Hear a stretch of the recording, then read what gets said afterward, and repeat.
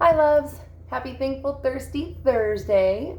Today I wanted to bring you another one of those liquors that is something you see up on the shelf, but maybe you don't know what it is. Recognize this at all? Okay. This right here, I know it's backwards to you as always, but a lot of people pronounce this Jer Mahn, because M-A-I-N in English, right? Jer Mahn. But it's not. Actually, its original intent is Jer Mahn.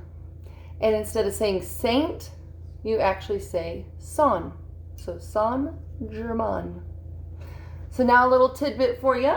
So if you're out and about and you're with your friends and they try to pronounce it Jer Mahn, wait a second.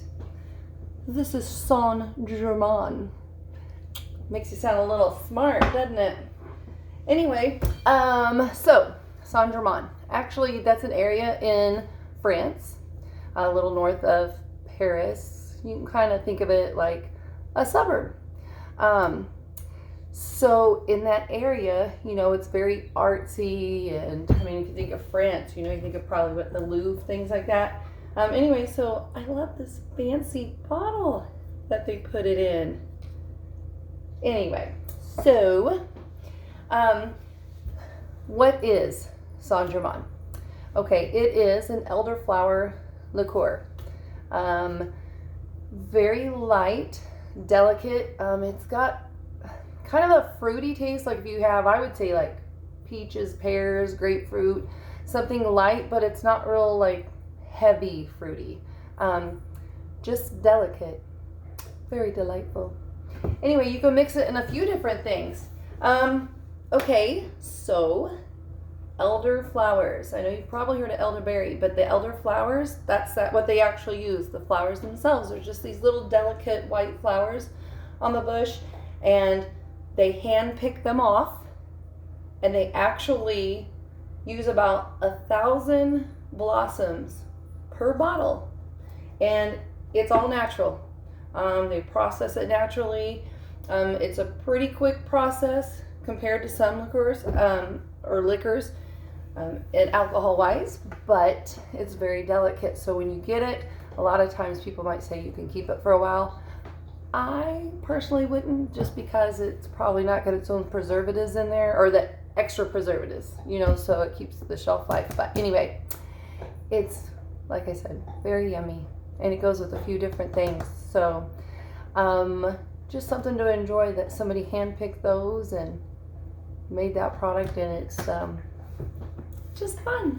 Okay, so the different things you can do with it, I would say, like if you want to make like a sparkling treat for friends, maybe it's a holiday, something like that, they actually have these containers, and you can use them kind of like you use like mimosas. You mix them up or pre-mix them up, you can, and then serve them, or your sangrias, you pre-mix them up. Okay, you can do the same thing. And this one actually has a label of how to do like a spritz. You don't have to do a full one. This is just like if you're sharing with somebody, but you're just going to use like a sparkling brut. Maybe you can even just use a Sauvignon if you don't want the sparkling part of it. But then you can also just put like sparkling water or club soda, and then you just add your elderflower liqueur to give it that light, refreshing taste, and then you can share that with your friends. The other thing you can do, you don't have to mix it fully in this, but you can if you'd like. Instead of mimosas, you can do a Royale. So something like maybe this, a Prosecco, any kind of sparkling wine, not champagne unless it's from France. Anyway, Prosecco, and then just a little bit of this. So instead of your orange juice, you're just going to use your Saint Jer Mahn, and then you can put those in like I would put my spritzer probably in something like this, and then of course your taller glasses like this for your Royales. Or if you want just like a nightcap, it actually goes with a lot of different alcohols, but like I would say the clear ones it goes really well with. So like your vodka and your gin, maybe even your rum. So like for a nightcap, maybe that's what we should do. Just put a little bit of your ice in there. And we're going to use gin. Oh, I didn't open this one yet. Obviously, I didn't open it yet. But the gin is really light, so I would say just make it like you would your gin and tonic. And then you just add a little bit of that Jer Mahn on the top of it to give it that little sweet flavor. I mean, I would suggest if you get it, just try a little bit of it on its own. I mean, it's not potent like whiskey or brandy or something like that, or even like gin and rum. It's just got a really nice, sweet, mellow, delicate flavor, like a delicate flower. Coincidence? I think not. Okay, so a good friend of mine got me this. Haven't had this before, so maybe we should try this again. I'm just gonna pour my 1 serving size of gin in there, and then I'm going to pour, well actually I'm gonna go ahead and do this first because I'm just gonna top it with my tonic.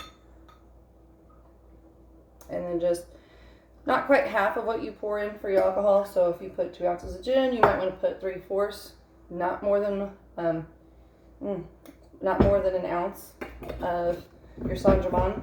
And then I'm just going to use some tonic water, make a little nightcap.